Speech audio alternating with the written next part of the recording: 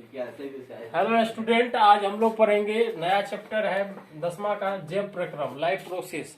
Life process के बारे में हम लोग पढ़ेंगे। लाइफ प्रोसेस क्या होता है, तो पहले इसका डिफिनेशन जानते हैं हम लोग। लाइफ प्रोसेस होता क्या है, तो वे सभी प्रक्रम जो सम्मिलित रूप से अनुरक्षण का कार्य करता है उसे हम लोग लाइफ प्रोसेस कहते हैं।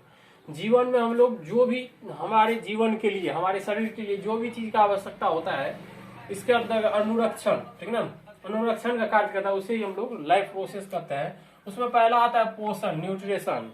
न्यूट्रिशन पोषण जो होता है हमारे लिए बहुत ही आवश्यक होता है। उसके बाद आता है श्वसन, रिस्पायरेशन, श्वसन, ठीक ना, जैसे सांस जो लेते हैं, ठीक ना, वो श्वसन के अंतर्गत आता है। वहन, वहन मतलब ट्रांसपोर्ट, ट्रांसपोर्ट मतलब शरीर में जो भी पदार्थ हमारे शरीर में आवागमन होता है वो ट्रांसपायरेट वहन के अंतर्गत आता है। उसके बाद होता है उत्सर्जन, इसको कहते हैं एक्सक्रीशन, मतलब जो भी शरीर में हानिकारक पदार्थ, अवशिष्ट पदार्थ बनता है उसको शरीर से बाहर निकालते जो है वो आता है उत्सर्जन के अंतर्गत, ठीक ना। तो पोषण, पोषण पहले क्या होता है, ठीक है, न्यूट्रिशन।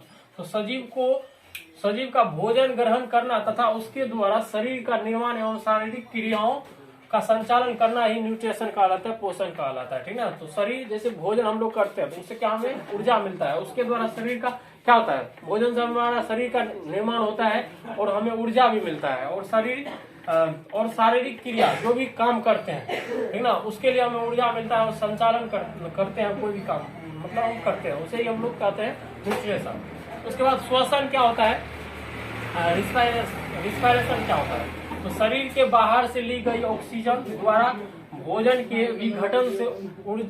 विघटन से ऊर्जा प्राप्त करना ही क्या कहलाता है, रिस्पायरेशन। जैसे हम लोग ऑक्सीजन लेते हैं तो ऑक्सीजन से हमें क्या मिलता है, ऊर्जा मिलता है, ठीक ना। ऑक्सीजन द्वारा भोजन के विघटन मतलब ऊर्जा, मतलब भोजन जो फूड जो खाते हैं उसका क्या होता है, विघटन होता है, वो टूटता है, उससे हमें ऊर्जा प्राप्त होता है, उसे हम लोग कहते हैं रिस्पायरेशन, ठीक है। उसके बाद एक क्वेश्चन है, किस आधार पर हम निर्णय कर सकते हैं कि कोई वस्तु सजीव है या निर्जीव है, मतलब कैसे सजीव है।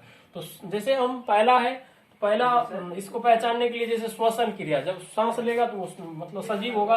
वृद्धि करना, गति करना, ठीक ना, टूट फूट की मरम्मत, ठीक ना, जैसे प्रजनन करना, ये सब सजीव के लक्षण होता है। जैसे कोई भी जीव का जो निर्माण होता है कैसे होता है, कोशिका से, ठीक ना, कोशिका जो होता है किसी भी जीव की सबसे छोटी इकाई होता है कोशिका, ठीक ना। अब कोशिका से क्या बनता है, कोशिका से बनता है उत्तक, और उत्तक से क्या बनता है, अंग बनता है, और अंग से क्या बनता है, मानव शरीर बनता है या अंगतंत्र बनता है, ठीक है, मानव शरीर का निर्माण होता है, ठीक ना, ये पूछा जाता है। इस तरह से जीव का रचना होता है। उसके बाद दूसरा क्वेश्चन है, किसी जीव द्वारा कौन सी बाहरी कच्ची सामग्री प्रयोग की जाती है। तो हम लोग जो बाहर से लेते हैं तो ऑक्सीजन लेते हैं, ठीक ना, कार्बन डाइऑक्साइड भी, मतलब कार्बन डाइऑक्साइड छोड़ते हैं और उसके अंतर्गत आ जाता है ऑक्सीजन में। उसके बाद भोजन, हमें भोजन की आवश्यकता होता है और सौर ऊर्जा की, ठीक ना, ये कच्ची सामग्री होता है किसी भी जीव के लिए। तीसरा क्वेश्चन है, जीवन के लिए कौन सा प्रक्रम अनिवार्य है, कौन सा प्रक्रम अनिवार्य है। पहला है श्वसन, किसी भी जीव को जीवित रहने के लिए श्वसन और वृद्धि, गति, पोषण, उत्सर्जन इत्यादि मतलब आदि की जरूरत है। उसके बाद स्वपोषी, पोषण के अंतर्गत आता है स्वपोषण, परपोषण। तो स्वपोषण क्या होता है, एटोट्रोपिक न्यूट्रिशन क्या होता है, तो उस तरह के वैसे प्रक्रम को हम लोग मतलब स्वपोषी पोषण कहते हैं, जिसमें क्या कहता है, कोई भी सजीव मतलब अपने आप भोजन तैयार करता है या भोजन प्राप्त करता है। जैसे में हरे पेड़ पौधा होता है और कुछ जीवाणु होता है, ये सब है।